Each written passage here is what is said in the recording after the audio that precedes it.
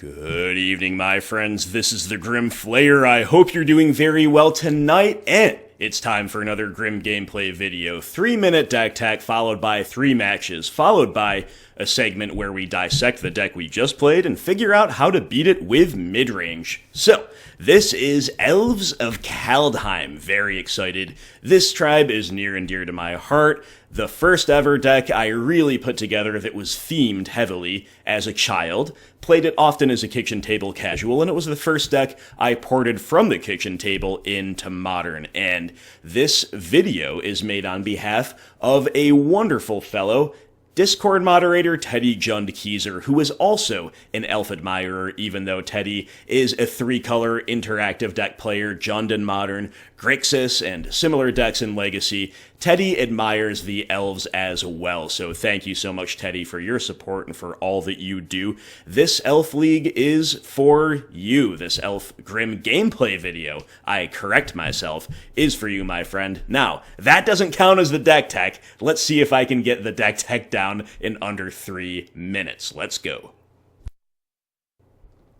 Alright guys, so you all know what the elf ball strategy is. You've got traditional mana dorks, you've got the unconventional ones like Heritage Druid, Nettle Sentinel, and Dwynen's Elite that are very efficient cards that also pair well with Heritage Druid. This is the elf ball strategy, ramping us into early Elvish Archdruids, which are a Lord and an extreme mana dork all rolled into one, and going up into Collected Company for card advantage and selection, as well as Shaman of the Pack, the best-in-class finisher when you are splashing black. We also have Izzet as another finisher with other utility as well. That's the elf ball strategy. What does Kaldheim bring to the table? Well, we are stress testing cards, playing them in maybe higher copies than they strictly deserve, but we want to see how they perform, right? I'm going to tell you about them in the order of strength, strongest to weakness, as far as I see it.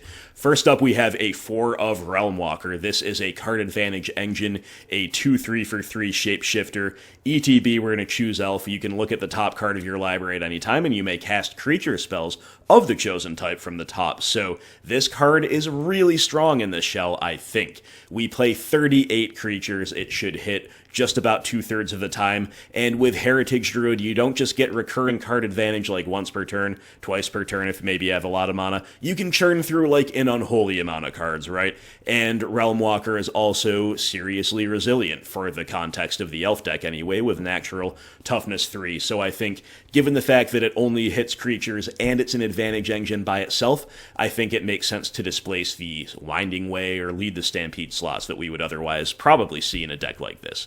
The next most powerful card, I think, is Skemfar Avenger, a 2-drop 3/1. Whenever another non-token elf you control dies, draw a card, lose 1 life, so this is a removal magnet. It's good anti-sweeper tech, it makes combat more complicated, and it's not purely reactive or purely resilient to interaction, because it's a 3-power beater in Tribe on plan.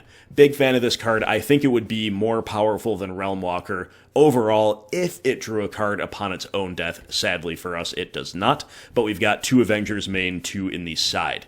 Then, what else is there? Elvish Warmaster. I am deciding to play this as a 2 of. This is another 2-drop. It's a 2/2. It's green. Whenever 1 or more other elves enter the battlefield under your control, make a 1/1 elf token. Shades here of Dwynen's Elite. Very, very powerful effect in this deck. Again, coupling well with Heritage Druid, Elvish Archdruid, the whole go-wide beatdown plan. This ability does trigger only once per turn, but it's still really, really powerful to have more of these 2-for-1 effects. And it also has Shades of Izzet, with another finisher, more expensive than Izzuri's, a little bit different. Elves you control get +2/+2 and gain Death Touch until end of turn for 7 mana. Sounds like a lot. When you have an Elvish Archdruid around in a wide board, it's not. So, we also have 1 copy of Harald, King of Skemfar, which is more of a fun of than anything else, but honestly, I think it's pretty close to playable anyway. We'll see how it does, but it's on plan. It does a lot we like. It's a 3-drop, 3/2 menace. It's a Golgari card. ETB, it's a little bit of a mini collected... Not a collected company. It's like a mini lead the Stampede effect. You only choose one, but it's from the top 5. So you look at the top 5, take an elf from among them into hand. So those are the Kaldheim cards we are stress testing. We've got a pretty traditional mana base. And in the sideboard, we are, as mentioned, playing 2 Avenger, and more Hate Bears are more interaction on a stick, 2 Rex Sage, 1 Collector Oof. Then we have a lot of non-creature interaction as well. 2 copies of Choke, 2 Thoughtseize, 2 Relic, 1 each of Assassin's Trophy and Veil of Summer, and a meta call of 2 copies of Inscription of Abundance. Good against Burn. Interesting against opposing tribal or other small creature decks as a way to actually kill some of their cards at a nice rate. And a big blowout against Death Shadow and sometimes Scourge of the Skyclaves, given our own mostly painless mana base. So there you go, my friends. That's our elf deck tech. Those are the Elves of Kaldheim. Let's have some fun. Let's play some games. Alright, we're on the draw. I think I'll keep this relatively top-heavy hand. If our Mystic goes down early, we might be in some trouble. I think it is keepable, though. It's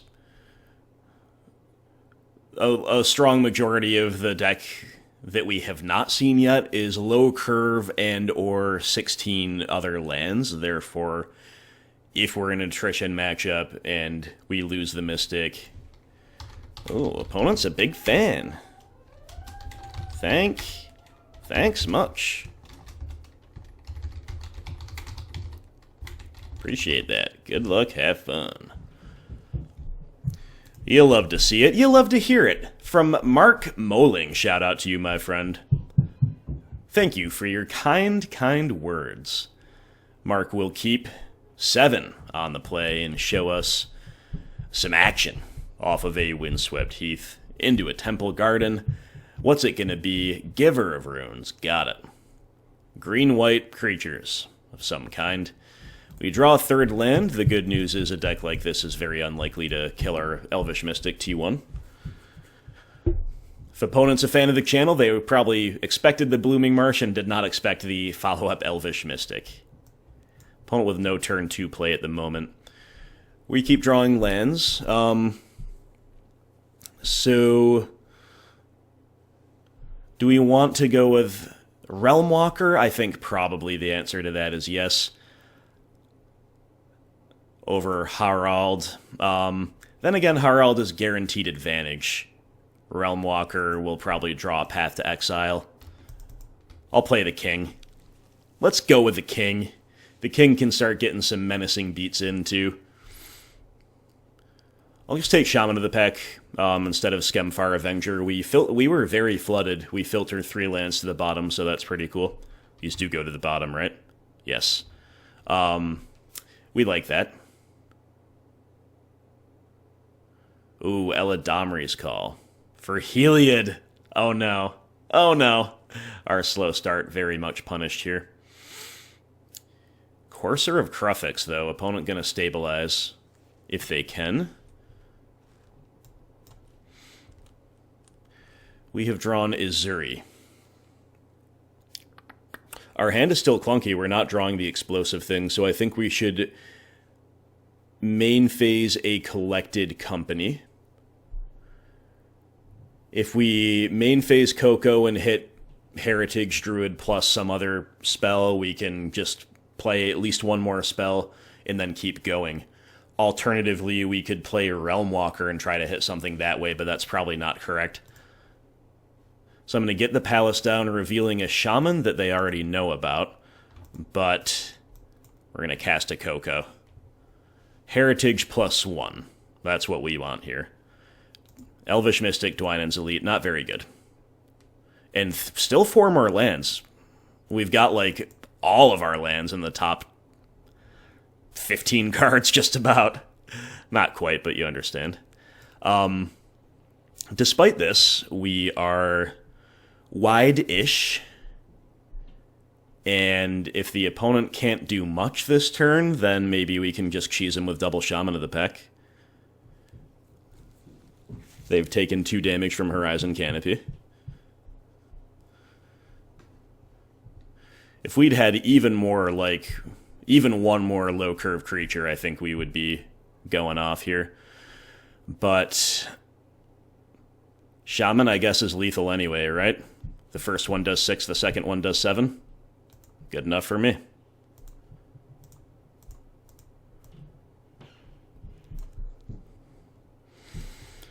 Good enough, good enough.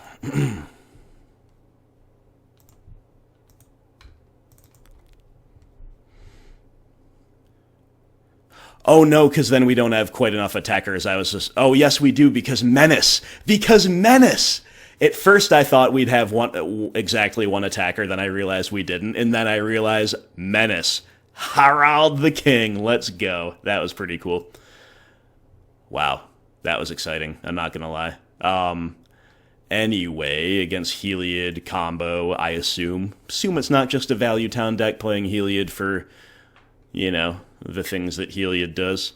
Let's go with Thoughtseize. This might be an interesting opportunity to test Inscription of Abundance to try to kill opposing threats. I don't know if it's better to do that or to just race. You could consider Assassin's Trophy as well. That's probably all I really want. Sadly, Rex Sage not doing it against Indestructible Heliod. Skemfar Avenger is probably one of our weakest cards. I could see cutting a Realm Walker, because I don't know that we'll have all the time in the world here. And trophy ramping them is not free, so let's test an Inscription. Do we want to play another Inscription over anything, or do we want to stay as elf bally as possible? I think I'm pretty happy with this. OP keeping 7. We'll keep. It's a pretty nice balanced hand.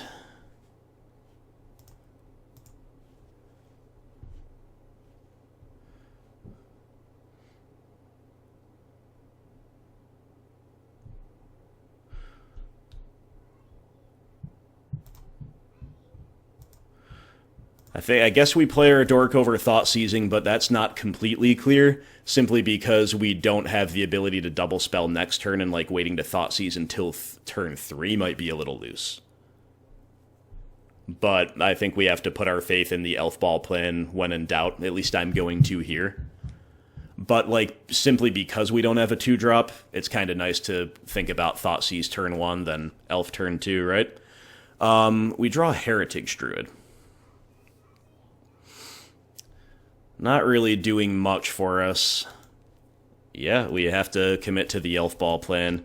Not doing much of this exact turn. It's a totally fine draw. But we're on the Elf Ball plan. Let's do it. Let's do it. Let's do it. But yeah, we would have been rewarded enough for Thoughtseizing last turn, specifically because we drew a 1-drop. If we had drawn a 2-drop, we would have been punished. If we had drawn a higher curve thing, it wouldn't have mattered, or a land, it wouldn't have mattered. I guess opponents got Collected Company here. Looks like they're going to make a land drop, then pass.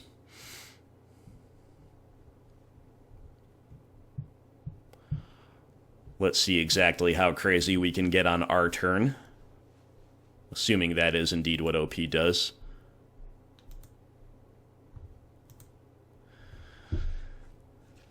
Looks like it to me, right? Looks like it to me.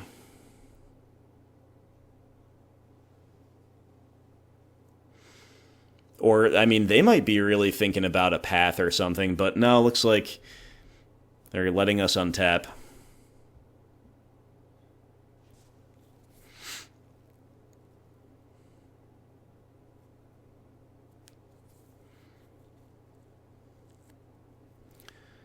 Alright, let's play a forest.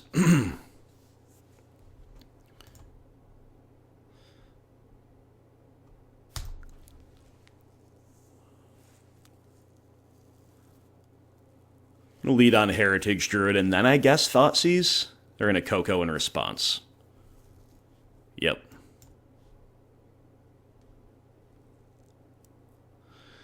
Hopefully they don't hit like a Skyclave app, or hopefully they just don't do much. Yeah, Birds and Stoneforge, not that big a deal. We can even Thoughtseize whatever they tutor if we deem that necessary. They go get Sword of Light and Shadow. Alright, so why don't we try to keep chaining stuff together with a Collected Company?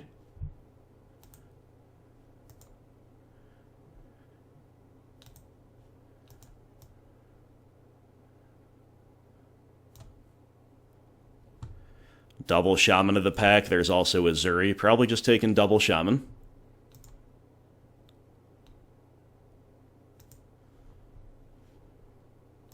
Seems good.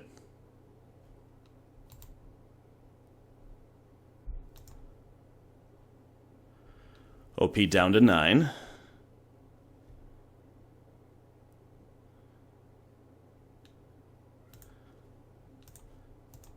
Then we'll Thoughtseize. Ranger Captain, Walking Ballista, Sword of Light and Shadow.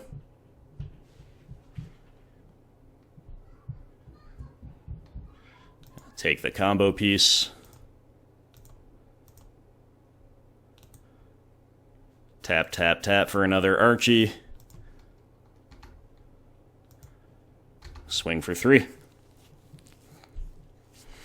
Elf Ball. Going Elf Ball mode. That was turn 3. That was turn 3. That was pretty good, and it wasn't even perfect. Like, we didn't have an explosive turn 2 at all. Well, no, I'm sorry, we did, because we played an Archie, but we didn't have anything better than that, I guess.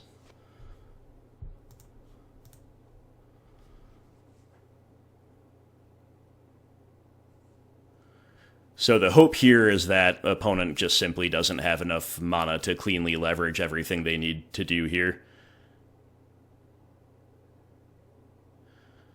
Okay, Sword of Light and Shadow. On the flyer, very nice.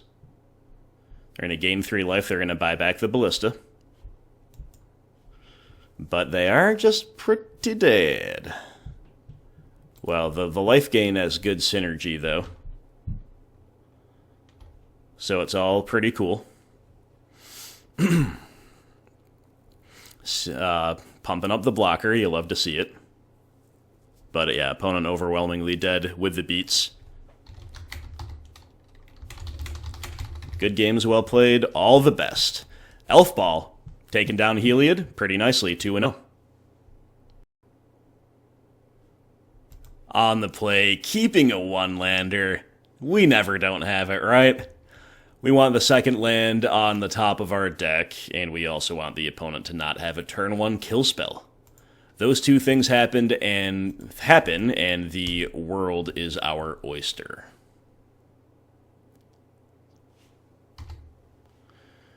Elvish Mystic, go.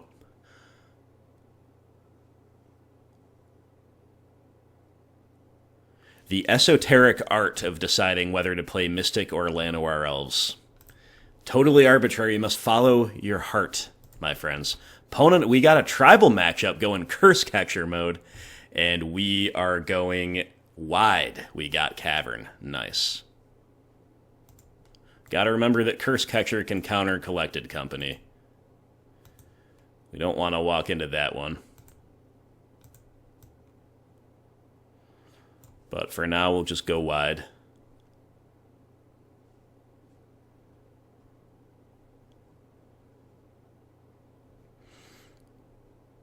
Cavern of Souls, card I need, says OP.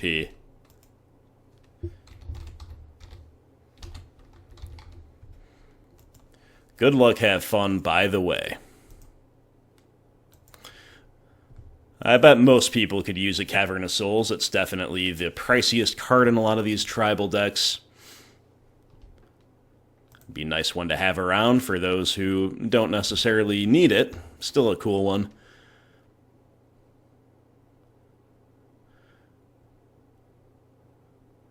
I've never looked closely at this newfangled promo or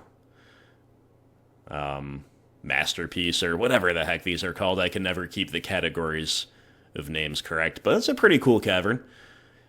Looking directly at the art is not, not as directly impressive as others, but the overall vibe that it gives with the frame, yeah, I'm into it.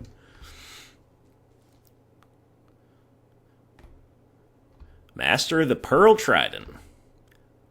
OP with a beautiful Onslaught Island, followed by another pretty cool one from a newer block, but mismatching, I don't know, my friend. Anyway, so we can play a land because that's what we've drawn, and that allows us to beat the Curse Catcher with a Collected Company.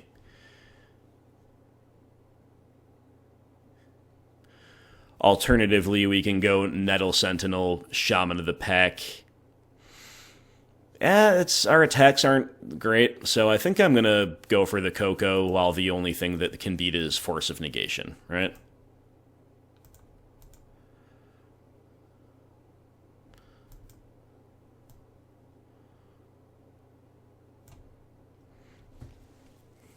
Sure.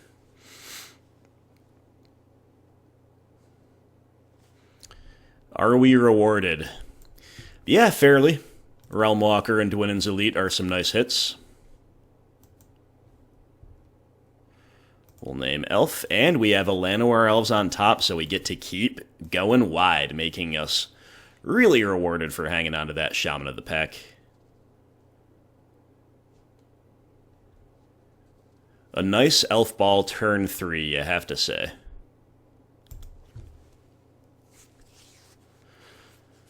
And again, Heritage Druid, if that is involved with turns like this, the only thing that stops you is hitting a land on top, basically. But we don't have Druids, so the land on top is not that big a deal. We might as well chip in here for 2. If the opponent wants to trade, I think that's just playing not to lose. And good for us if they take it. Makes it that much more likely that we can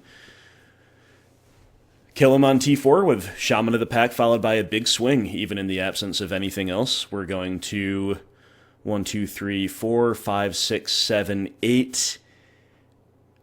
1, 2, 3, 4, 5, 6, 7, yeah, 8 on the field, so it's going to be 10 with just what's in our hand. Spreading Seas on our Nurturing Peatland. A good play under some circumstances, and admittedly does stop us from, like, guaranteeing more gas next turn. But our board's a little too wide, I fear, to care. Oh, but another land on top. Unfortunate.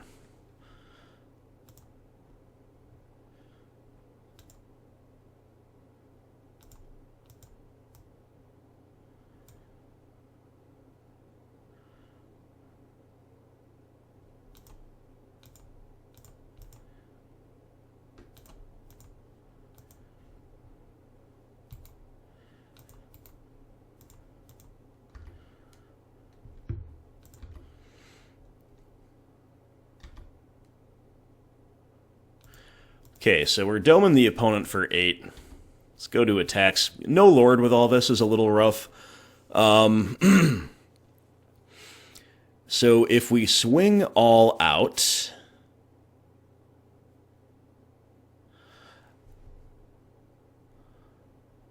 they kind of have to block these 3. Yeah, let's just attack with all. I don't care. We're just playing for fun. I think this is pretty much correct anyway.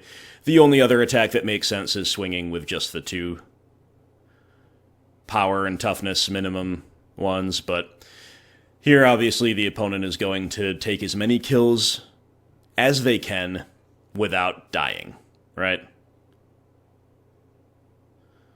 I don't think you're supposed to block Elf Warrior tokens. And if the opponent blocks this way, they'll be exactly dead.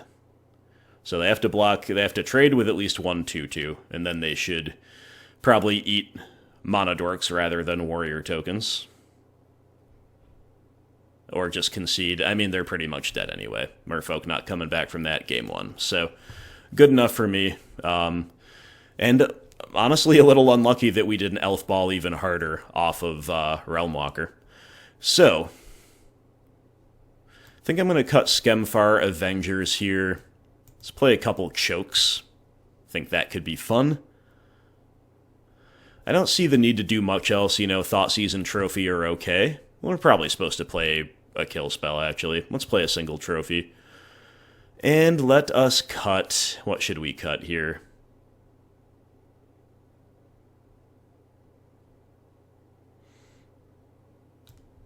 We'll cut our Realmwalker.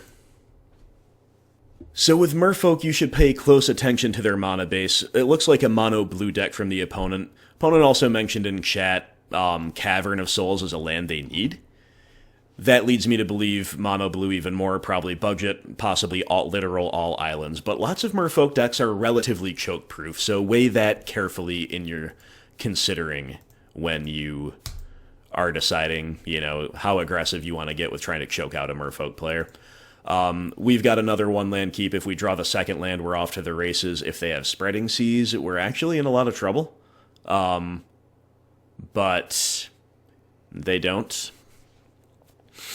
So now if we can draw a second land, we're going to completely go insane. We've had the first look at it, we missed. The second one also misses.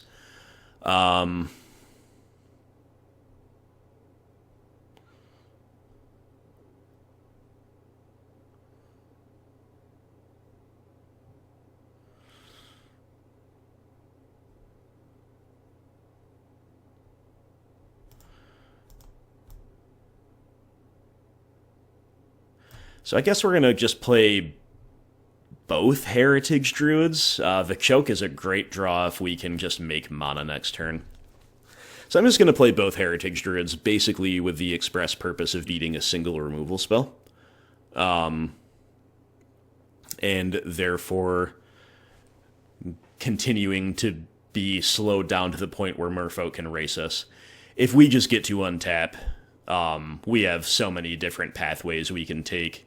Sentinel is going to be a huge mana accelerant alongside the Druids. We've got Choke, we've got the ability to go wide, we've got Realm Walker, we've got Trophy even in hand to beat their Lord.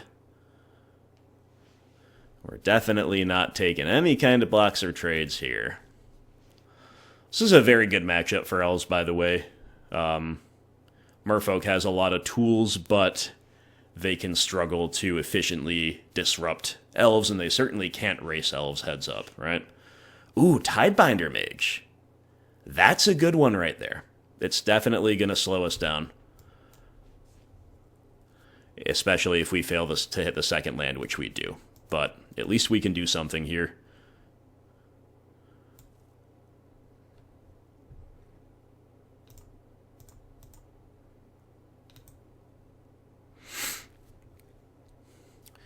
So we can play Dwynen's Elite into Nettle Sentinel and then untap.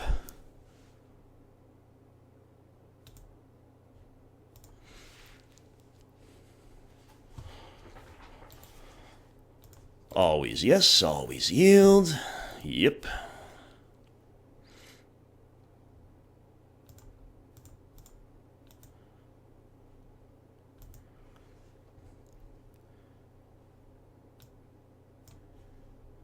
Then this Nettle into the Realm Walker, into the Choke, or whatever's on top, I guess, is the play.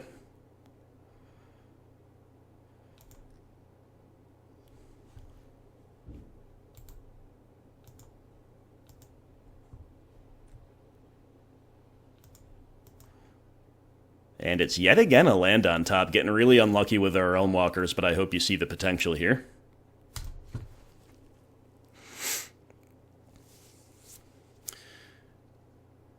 At least we'll hit that second land, am I right? And at least the OP is choked. Obviously very good for us. So quite the Elf Ball turn in the face of us only having one land. Our only single traditional mana dork getting locked down by Tidebinder Mage. Those are two severely gating factors for our efficacy here. And opponent, might want to pressure because they've got the bigger creatures, but, they could easily die on the crackback. So they do feel obligated to sit back.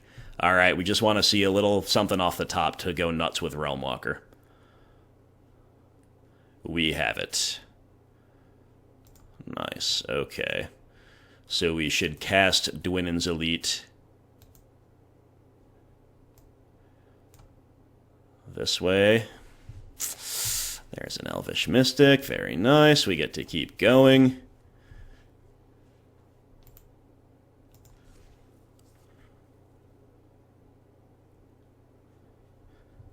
Opponent could just simply scoop here, but I guess not. We'll keep pulling ahead on mana, even though, if we hit a land here, it'll be useless, and sure enough, we do. It's unfortunate. Why did I jinx us?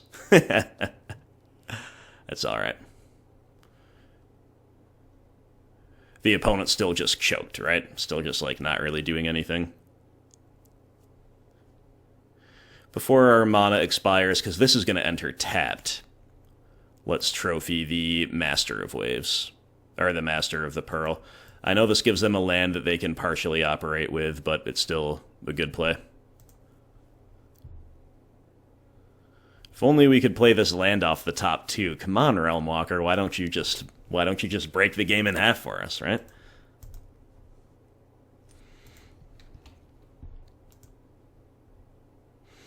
Now it is our turn to put the pressure. Definitely sending it with these 2/2s. Yeah, I guess the Realmwalker too, if they want to take a double block, that's probably good for us.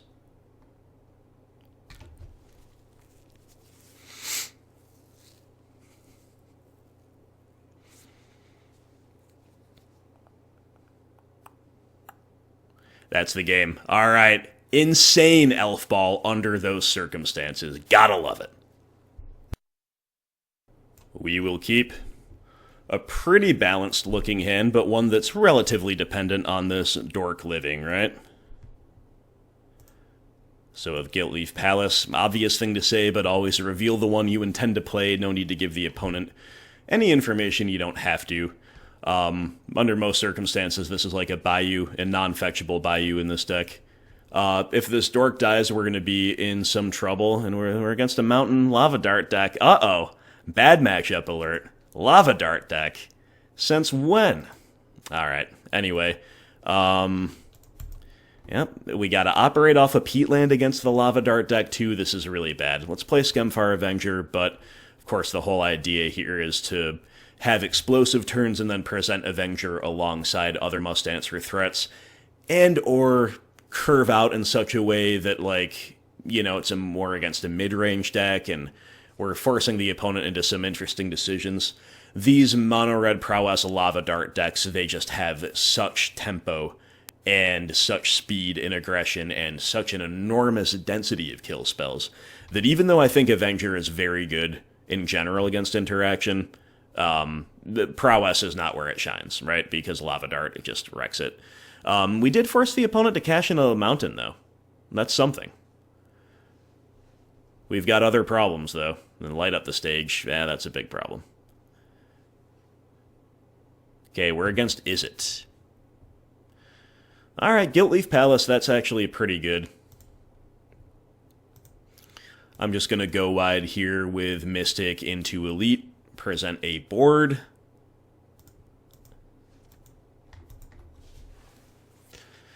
We'll see whether we can make it competitive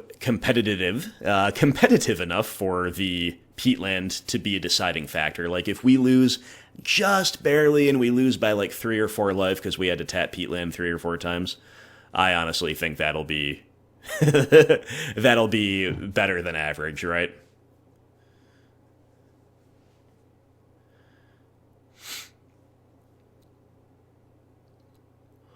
What would let us go nuts? I mean, the opponent has to have no kill spells. Maybe they tap out. We go Realmwalker into Heritage Druid and go a little nuts. Even that might not let us cast Shaman next turn. We'll see.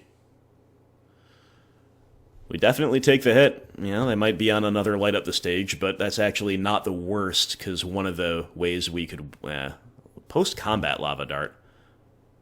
Should have done that before damage, right? Anyway. Heritage Druid. Woo!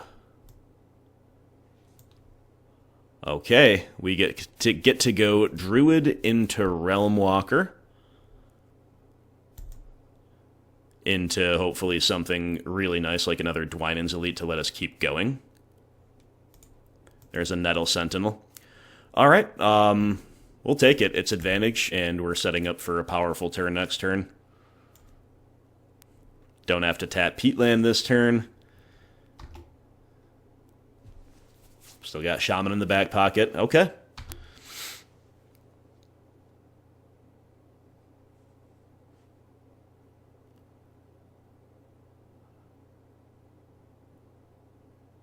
Sprite Dragon And to opt, they can also Lava Dart. They might just Lava Dart the Heritage Druid here. We can definitely make some interesting blocks. Do we want to? So we double block the Swifty, it becomes a 3/4.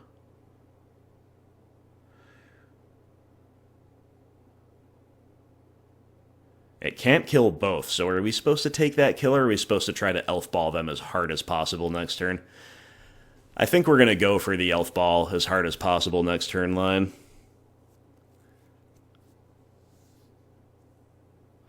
But maybe the double block would force them to Lava Dart one of those things and not the Druid, I don't know. I think on average this is correct, but definitely a bit of a borderline call. And oh no, another land off the top. Man, how unlucky are we getting overall with these? We only have an 18 land deck. So we cannot even do anything besides just cast a Shaman of the Pack. That's super, super unlucky. Alright. So with that in mind,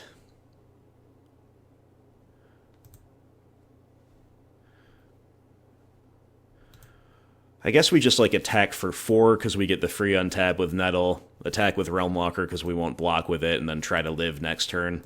But against Sprite Dragon, I think that's relatively unlikely.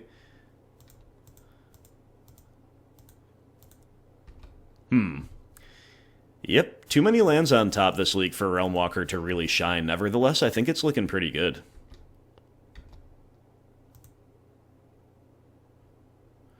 Even the turn it came down and found the Sentinel is pretty nice.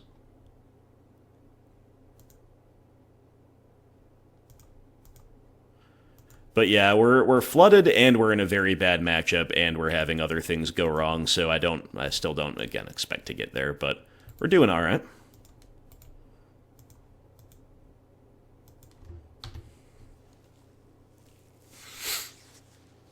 And if opponent doesn't kill us here, there is every chance that between Peatland and Realm Walker, we are going to find lethal. But dead to a lot. We have to block Swifty now. And it's just going to be a chump block.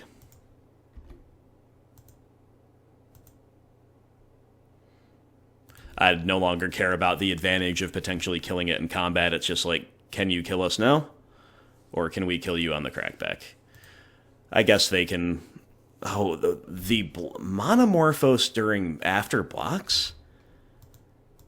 I mean, we could really get rewarded for this if they draw a sorcery speed card off this Monomorphos.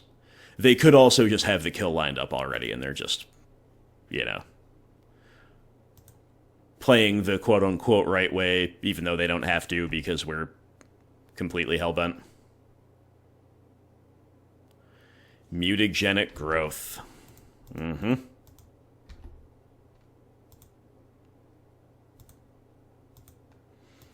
So one more castable. Burst Lightning. Alright, they had it. Yep, bad matchup. Let's try to get a little better post side, but this is frankly the type of deck that just completely preys upon elves. Inscription of Abundance is something I think we're supposed to play to try to get kills on their prowess threats and also gain the life. Definitely a very valid one. And probably trophy too. Cut things that are a little more fragile. I'm gonna go... I don't know. I don't know what to cut, frankly. Realm Walker is not fragile, but it's a little slow. I'm gonna trim just around the edges. Maybe Azuri. Maybe, like... Harald. I'm just kind of lowering the curve and trimming around the edges while doing so. I think that's fine. I'm certainly open to other ways to sideboard as well, but as I say, I think that's fine. I think this is a fine keep, but it has kind of the same problems as our game one hand did, in that it does get crippled pretty severely by turn one removal, and we're against a deck that just has it packed to the gills. This one, though, is Not as crippled as the other one was. And we don't have a pain land that we're operating off of. So, a couple things going our way. But, again, this matchup is pretty close to unwinnable. And once again, we'll play the Avenger into the known Lava Dart in the hopes that the opponent feels priced into doing what they did last game. They don't have a better way to deal with it. And that slows them down enough for us to get our feet underneath us. We cannot afford the tempo loss of just playing a 1-drop on turn 2. Sprite Dragon. All right. We're untapping. And we draw Blooming Marsh. It's pretty good. Lets us make Elvish Archdruid here, which is going to put the opponent in a pretty tough spot. And we get to attack for 4. The race is on. I mean, it's not that tough of a spot. They can still just kill the Archdruid and let us draw the card and hope that we can't win the race, right? Again, I ask you not to judge Avenger on this matchup. It's better against sweepers and in mid-range matchups, and against, like, shadow decks and stuff. Prowess is just a little hopeless all around.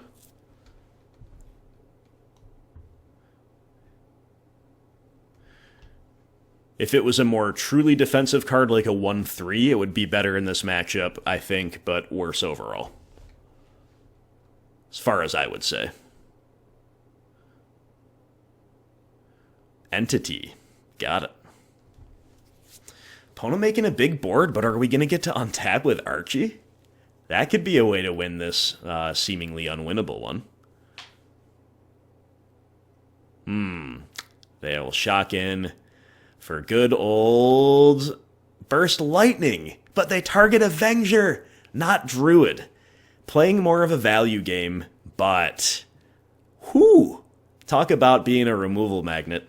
I don't know if that's correct from OP, but we will certainly see. Time will tell. I mean, letting us untap with Archdruid's a good way to get got, right? Inscription of Abundance! That's exciting, but... let's calm down a little bit. If we just had a little more mana available, that would be nutty.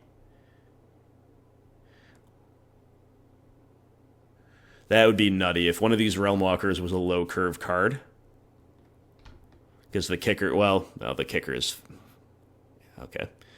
So, anyway...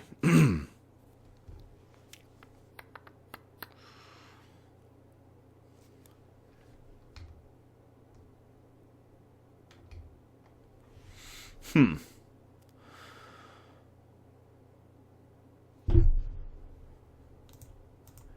we just start with a Realm Walker here, see what's on top.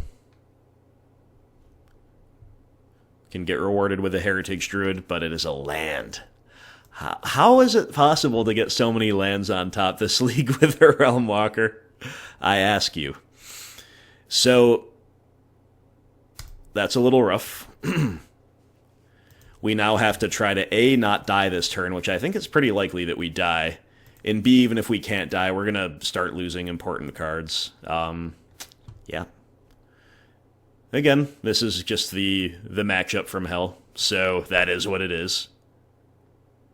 But I think we were pretty close to doing something nutty. We just had an unbalanced hand with double Realm Walker. That's inherently unbalanced when the opponent's interacting heavily and racing well. And then we had a chance to judo that into something really nice, but we just have a land on top again. So here we are about to die to a burn spell, and that's the burn spell. Are we actually dead? We, right now, are 1 away from dead. They got anything else and we're dead. Let's see it. They got a Lava Dart. GG. Alright, well, there you go. Absolutely wrecked by Izzet Blitz. Alright, friends, so I had a ton of fun testing the new Kaldheim Elves. Definitely some really cool ones in here. Realm Walker did run away with the game, I think, once. had the potential to run away with the game more times if we didn't have a land on top. Again, the odds of that are below 1/3 of the time, all else being equal. There are also a few other ways you can get around it, like if you have an excess of mana plus a nurturing peatland, for example. Collected companies can also put lands to the bottom, so really the odds of like churning turns together like crazy with Realm Walker are good. Like 2 to 3 cards, if you have the mana to use it on one turn, is definitely pretty sweet. And then you get stopped by a land, fine. The land is your draw step for next turn, and you get to keep going, right? That's all on average. I think we saw a high density of lands here, but we are now talking about how to beat this deck with midrange, and with midrange, Realm Walker is a very, very significant removal and discard target, rather like Elvish Archdruid is. In my opinion, do not be baited, generally, into removing or discarding Izzet. Izzet is a critical mass card. It is a race card with some interesting utility, but ultimately we should be interacting enough in whatever capacity that Izzet is probably, but not definitely, going to be tame, right? He can still steal the game in really long grindy matchups, even if you're killing most things that move and they just have made 5 land drops because the game's gone on for a while. Like Izzet and one other elf can power themselves up and win the game that way. So a card to be respected, but don't see this as the linchpin of the deck. It's not anymore, in my opinion. Not when it's built like this, with a lot of grinding potential in Realm Walker, and Archdruid arguably still the most important card to beat, because it's going to allow them to just explode, and it's also a win condition in and of itself with the Anthem effect, right? We have lots of other things to look at here, so I am very much a big believer in bolting the bird, you know, pushing the elf, whatever it is going to be, on site in turn 1. You saw when that happened here, the difference between when we did lose our threat and when we didn't lose our threat on turn 1 was night and day. Do not fall into the trap of saying, well, there might be higher value elves later. Just like under most early game circumstances, with all but the strangest of situations, kill the dork, bolt the bird. You know the drill. Heritage Druid is obviously a linchpin card in a very significant way, too. Nettle Sentinel is a card you will almost never actually want to remove. It does synergize with Druid, but Druid's the one you should be removing. Nettle Sentinel is a card that if you're trading 1-for-1, especially if you're disrupting their hand, there will sometimes come points in the game where Nettle Sentinel simply won't untap. It does not untap during your untap step. Whenever you cast a green spell, you may untap. So a very high ceiling for multiple untaps per turn, pseudo-vigilance, making a ton of mana in conjunction with other cards, but a low floor of just staying lost in this field, right? Being too focused on the territory, on the border, guarding the border, forgetting about the battle happening on the home turf, right? I don't think it's worth talking much about Herald, because I don't think it's as likely to see play when you're running into it on mid-range as some of the other cards we're talking about, but a fine discard target because he's a 2-for-1 and he's got a decent stat line plus menace. Skemfar Avenger. Let's talk about this one. This is going to be the most decision and context-intensive removal target you can imagine, right? Because if you don't remove it once, like if you are faced with one single decision point where you're like, I kind of want to remove the other thing over Avenger, you are committing yourself basically to that path. Because if you remove the Archdruid, for example, instead of the Avenger, and then you say, well, maybe next turn I'll remove the Avenger, you're kind of just treading water. You're kind of just spinning your wheels. You have given the opponent an advantage in those trades, all else being equal. And you also have pivoted between slowing them down and then going back to playing the value game. And don't get me wrong, if the progressions line up a certain way, that can still work out for you, but you should regard the Avenger decision to kill or not to kill as committing you to your strategy. If you kill the Avenger, you are trading your removal for a removal magnet, basically. And that can be okay, because our card quality is higher, Elves are a synergy deck, we trade 1-for-1 and they didn't get an advantage, that's fine. But if you are taking away the more must-answer threat than Avenger, try, unless your signals really point you in the opposite direction, to keep on that path, to keep ignoring the Avenger, let them draw all the cards they want, and commit to winning the race.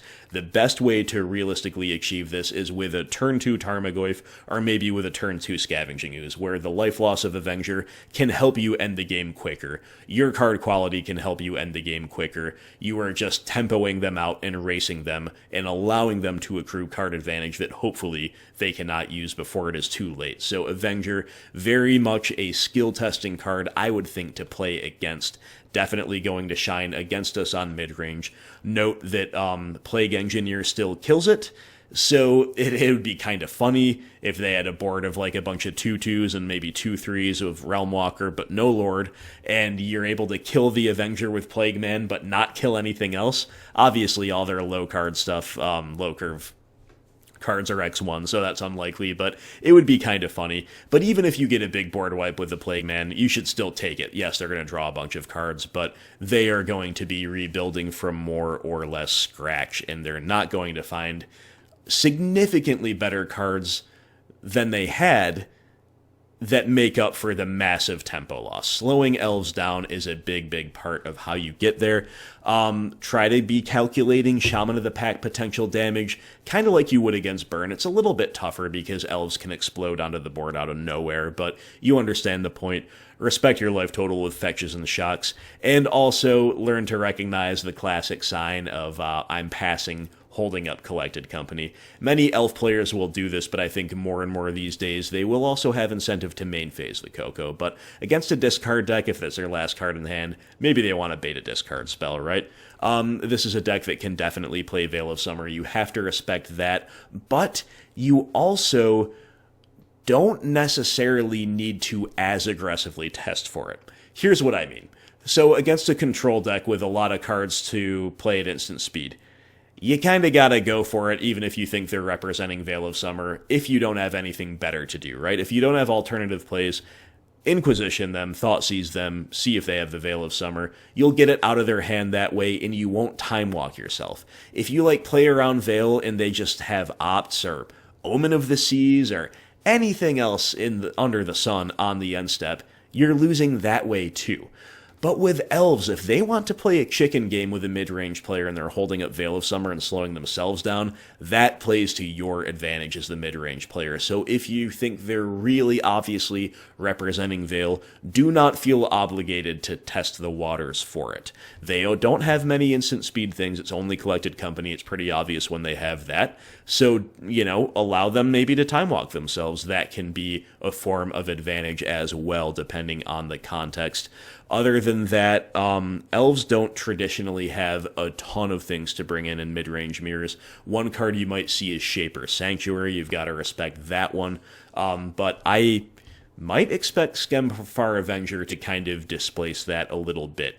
You also have Veil of Summer, so you're wondering, is Shaper Sanctuary really going to see as much play? It is a reactive card. It's a very bad top deck. You need it early game, and you need to be in the right matchup for it, and you have to have functional cards around there. But it is arguably the highest ceiling card out of everything we're talking about, so do bear that in mind. Elf players might regard Relic of Progenitus as a relative free roll against your Tarmogoyf deck, against your Kroxa Titan of Death's Hunger deck, so do not neglect that. The good news is it is relatively telegraphed, but at the same time, it's a relative free roll for Elves. They can keep snowballing. Relic doesn't really slow them down at all to do so. Otherwise, the major thing to remember is that they are a synergy deck, so any point at which you can disrupt them is relevant. If you're looking at their hand, if you're looking at their board, you have to factor in card quality. You have to kind of game it out a few turns down the road, but you also have to look for what the most synergistic card is. What card turns on their hand? Sometimes it will be Heritage Druid. Sometimes you will want to take Heritage Druid away with discard, even though Elvish Archdruid is scary and you might not have removal if it untaps, or even if, Realm Walker, Collected Company represent X for ones, sometimes Heritage Druid will be the linchpin. Sometimes a simple Monodork will be a linchpin and that's very often the case if they keep a one-lander. Be wary with that, though, because you will be max punished if they simply top deck a second land, and then they're not completely gated. Then they can start playing more powerful cards, more must-answer cards. So I believe very strongly in bolting the bird and pushing the dork on site. I do not believe as strongly in taking the dork with discard. That is a very different proposition. You lose tempo with discard, remember that. So you have to err a little bit more on the side of card quality, but that's why I emphasize the synergy. What card unlocks their hand? All else being equal, that's definitely the one you have to take away. So overall, Elves is a good matchup for mid-range, but they're getting more tools. They're proactive and synergistic and fast enough that they can definitely steal games if you stumble. And, with some of these new tools like War Master, Skemfar Avenger, these cards do go wide and they do punish interaction to some degree. Even Harald, if he sees play, is a 2-for-1. Tyvar Kell is not a card I tested here, but it's a Planeswalker. Planeswalkers are kind of inherently X-for-1, so, and then obviously Realmwalker is the card that really buries us if unchecked. So, a lot of the elf tech that could make its way into modern 75s is able to grind, and therefore the elf matchup did become a little bit tougher for us. That said, are they going to be a huge meta deck? Probably not until we get maybe just a little more love or some more meta shakeups, but I think a lot of these cards will be able to be played in the Elves. It's worth knowing what to do against them, so thank you so much for watching, my friends. This was just as fun for me as GG number 1, the Burn League, the Burn matches was. I hope it was fun for you as well. Big shout out to all Patreon supporters, including Teddy Jund Keyser, in whose name this Kaldheim Elves Grim gameplay was made. And speaking of Jund, Valky Jund is coming next. Valky's a little harder to come by right now than these various rare elves. Valky is getting a lot more hype in Modern, so a couple days maybe will go by, I can get my hands on some Valkys, and we can bring you some good old-fashioned Jund in a donation league. So I hope to see you for that. I'll talk to you guys soon.